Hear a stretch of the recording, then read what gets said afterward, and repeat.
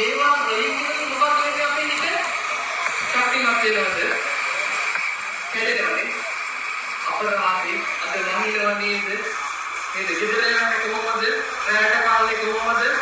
নানা ප්‍රකාර සිතුවිලි සමුදායයි. මේ ඒ අතේ කටිනේ තියෙනවද? තියෙනවා. කටිනේ කීයක් තියෙනවා? ලවණන් දන්නේ. පිළිදි කටිනේ කියන වචනේම මොකද්ද කියන්නේ? බලගතුයි. මේ ශක්තිමත් ස්ථිරයි. මේ සදාකාලිකයි බලගතුයි. ඒ වගේම කටිනේ කියන්නේම ඊටම ශක්තිමත් බලගතු සම්පන්න පින්කම. ඔයකට ඉතිලා නැද්ද? එහෙම දෙයක්? දැන් කටිනේ කරනවා කියලා තිවුර උත්තරගෙන නේද? ගිහිල්ලා ගම්මාටේ ඔය මාත ගහලා ඉවර වෙලා මෙන්න බලගතු කියන පින්කම. ඔයකට ඉතිලා නැද්ද? දෙයිනේ ඇයිද බලගතු වෙන්නේ කියලා ප්‍රශ්න කරන්නේ ඉතින් නැද්ද? ඒකේ අඩේ තිවුර අරගෙන පුදුකා ඒ තිවුර නේ. එතකොට මිනිමම ඔයත් පුදුකරන්නේ තිවුර නේ. එතකොට ඉතින් නැද්ද? මේ දෙකම එකක් නේද? ඒ තිවුර මේ තිවුර අයිතම මෙච්චර බලගතු වෙන්නේ කියලා ඉතින් නැද්ද? අනිත් ගන්න වෙලාව දැන් මේ කියන විදිහට කියනවා. හිතවත් එපායි. එන්නේ බෞද්ධයා කියන්නේ අවබෝධයෙන් යුක්ත පුද්ගලයා. නේ? අපි මොකක්ද දන්නේ මේකේ? මේ අනිත්‍යයි දුක්ඛයි අනාත්මයි නේ? අතහැරෙන සුළුයි නේ? ආර්ය තමයි මේ වහින්නේ කියලා තමයි අපි හිතන්නේ. එතකොට ඒ ධර්මයේ අනුගමනය කරන්න මේ වගේ උතුම් උපීක්ෂා කරන්නේ අපි ජීවිතයේ අදාත්ය දන්න නිසානේ. අපි දන්නවා අපි මරනවා කියන්නේ. හැබැයි බෞද්ධයන්ට කියන්නේ මරනවා කියලා දැනගෙන සතුටින් ජීවත් වෙන්න ඕනේ. විනෝදයෙන් එපා කියලා මොනවක් කියලා නෑ. ඒකත් මේ කටිනේ කියන්නේ සහ ජීවිතේ මොකක්ද කවේ කරන කලියුතු පින්කම. කටිනේ කවදාවත් තනියෙන් කරන්න බෑ. ඒ වගේම තමයි අවුරුද්දකට එකපාරයි කටිනේ පින්කම කරන්න පුළුවන්. අදිටේම මේ පාරණ කාලෙකට පාරණ යාරේ මේ ආරාධනා පිළියරගෙන වාස්වාතේ මම එයාට කියනවා සමහර කෙනෙකුට අදමයි දෙන්නේ ඒක කමන්නේ පින්නතුනේ එතකොට මේ වාස්වාලය තුල අතිත්‍යයෙන්වා මේ වාස්චේදනය කියලා එකක් තියෙනවා ඒ වාස්චේදනය කියලා කියන්නේ යම් කිසි විදියකින් මේ වාස්වාසය කරනවා දෙවිස්තුව විසින් ඒ වාස්චේදනය උනොත් මේ පින්කමකට අනුව ඉන්න පරිදි කරන්න බෑ ඒ කියන්නේ දෙන්නේ මේ පින්කම පළවෙනි තිබ්බ කියලා කරන්න බෑ. නේ? බලය තිබ්බ කියලා කරන්න බෑ. ගිහි පිරිසට විතරක් කරන්න බෑ. නේ? එතකොට මේ පින්කමට ගමේ දායක කාර්කාදී ඒ වගේම විහාරස්ථානයේ වාසය කරන මුස්ලිම්වන්ට ඒ වගේම දායක කාර්කාදීන්ගේ අදපස්තාන ඒ තෑම සියලු දේකම එකතුවක් තමයි මේ කටින පින්කම කියලා කියන්නේ. නේ?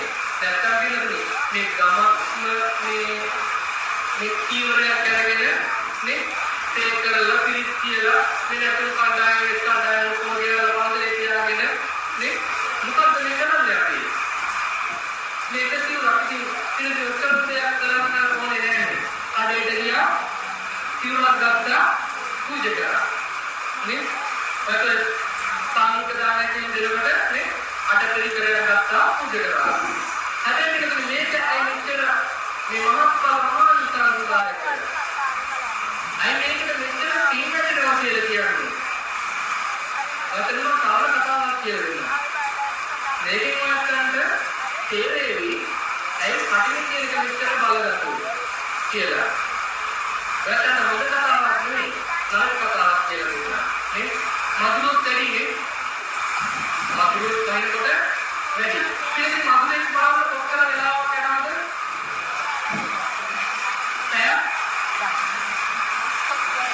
කොච්චර දැන් මధుර වහන්නේ අපිට වරා අත පිටිපස්සට දාලා ගහලා බලන්නේ නැන්නේ.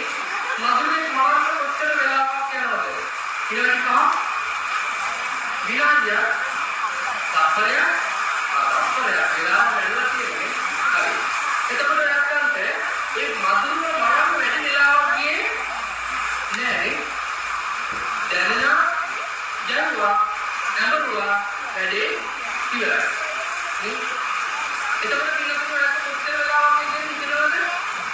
හිතන වෙලාවක් නේ දීලා ඉවරයි. නේ? අර නරමුත් අපායෙන් දුන්නා වගේ මధుරව යනවා අනිත් පැත්තට දුර කරනවා. නේ? එතකොට අපි හිතන්නේ මම ඔයයන්ට දවස් 7ක් දෙනවා. මම හිතන්නේ කියනවා දවස් 7ක් ඇතුළත මధుරේ කරන්න කියලා. ඔයයන්ට අද යන්න කලින් බැරිද? හරි. පිළිතුරු බැරිද? බැරිද? පුළුවන් නේ? වරේ තෝරි එකපාරක් කීවිලාද ගියා. නේ? ඊළඟ පාරේ දෙන්නා. දැන් ආම්බුලු කියලා දෙන්නේ මොකද්ද? දවස් 7ක් ඇතුළත මధుර මරන්න කියලා නේ. දැන් දෙන්නාට chance එක හම්බුණා. පන්තියේ දුන්නේ හම්බුව කෙනෙක්. පන්ති කාලේ කියන්නේ හම්බුව කියන්නේ. නීතිය හදපු කෙනාට නීතිය කරන්න පුළුවන්. හරියට පිළිගන්නේ අපේ රටේ වැඩිම නීතිය කඩන්නේ කවුද? නීතිය හදලා පුදුවෙනවා තමයි. වැඩි කරන්නේ පොලිසියම තමයි. වැඩි කරලා අවරන්නේ ඒ පොලිසියම තමයි. එතකොට අපි කියනනේ මధుරවරන්නේ දෙපාර වුණා. නැත්නම් ඉවරයි.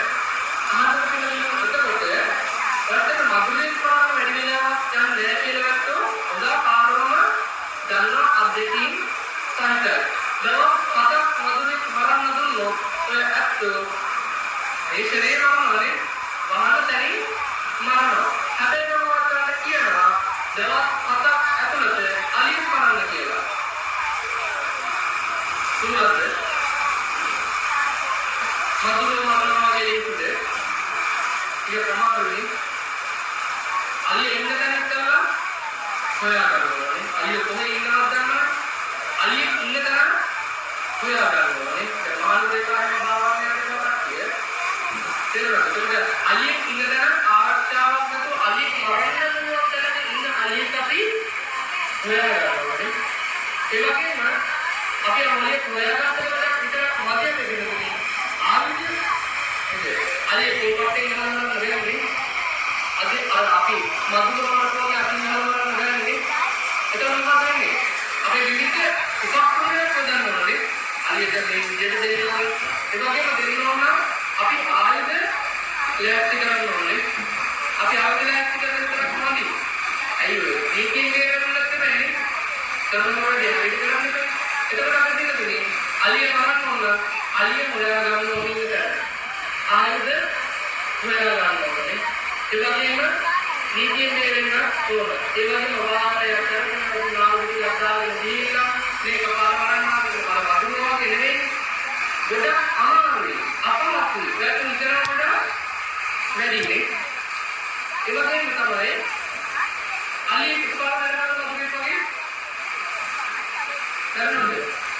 يعني කොච්චර වැඩි තිබ්බත් කොච්චර ගැටුවා මොනවද කළා යම් කිසි පෑක් දෙකක් හරි ජීවිතය අරගෙන ඉන්නවනේ එකපාර නැරෙන්නේ නැහැ. වදුරේ මේකෙන් අලිය කරනවද? නෑ. කොච්චර අපි කපල කොටලා දැම්මා වෙඩි තිබ්බා මොනව කරා අඩිය කරන්නේ විනාඩි 5ක් 10ක් හරි අලිය උත්ව අදිනවනේ. එතකොට මේකනේ ඔයත් දැන් මේකට මధుර කීයක් විතර වරලා තියෙනවද? එක්කනේ දෙන්නේ 10 10 අපි මේ කටින අඳුර වලන්නේ නේද? මට ඔයත් මාර්ගය නැද්ද? එහෙම නැත්නම් මාර්ගයේ කටිය මතක නැද්ද? ඇත්තම කියන්නේ දැන් මොකද මාර්ගය මරලා නැහැ.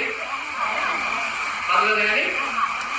නැත්නම් මාර්ග ගන්න ඉතරකට මරලා මතක නැද්ද?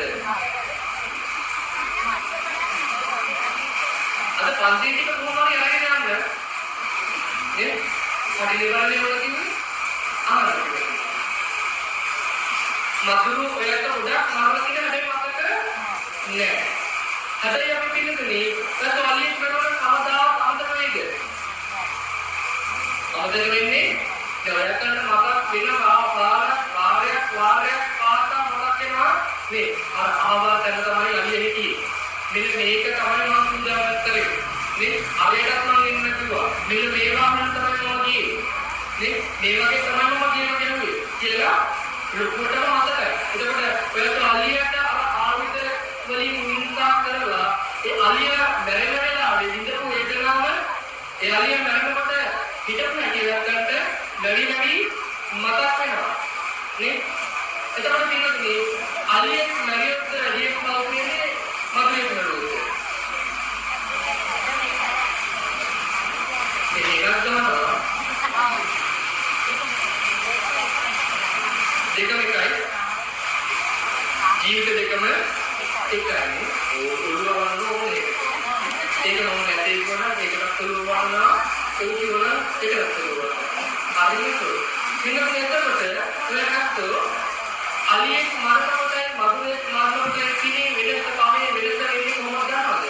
ඒකට ඉතින් මధుරේ මරන්න චිත්තක්ෂණාන කොට අඩි පාවිච්චි කරා. නේ? වැඩි ඉන්නේ නෑ.